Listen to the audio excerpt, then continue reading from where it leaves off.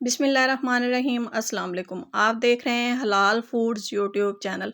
आज मैं बनाऊंगी मैदे के लिए फक्की।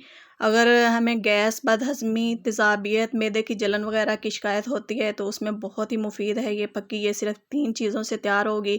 इसको हमने किस तरह तैयार करना है और कितनी डोज़ में लेना है और किन अफराद ने इसको इस्तेमाल नहीं करना, ये मैं आगे चल के वीडियो में बताती हूँ। इंडियन आंवला 200 ग्राम, सना मक्की के पत्ते 25 ग्राम और काला नमक जो है ये 80 ग्राम।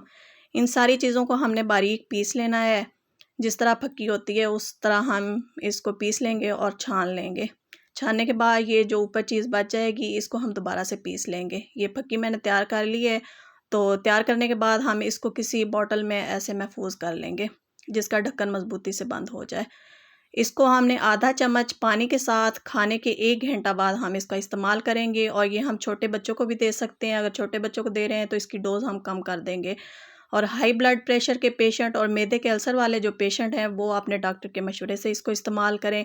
ये छोटी सी वीडियो अगर आपको अच्छी लगे तो मेरे चैनल को सब्सक्राइब करें। मिलते हैं नेक्स्ट वीडियो में, जब तक के लिए अल्लाह हाफ़िज़।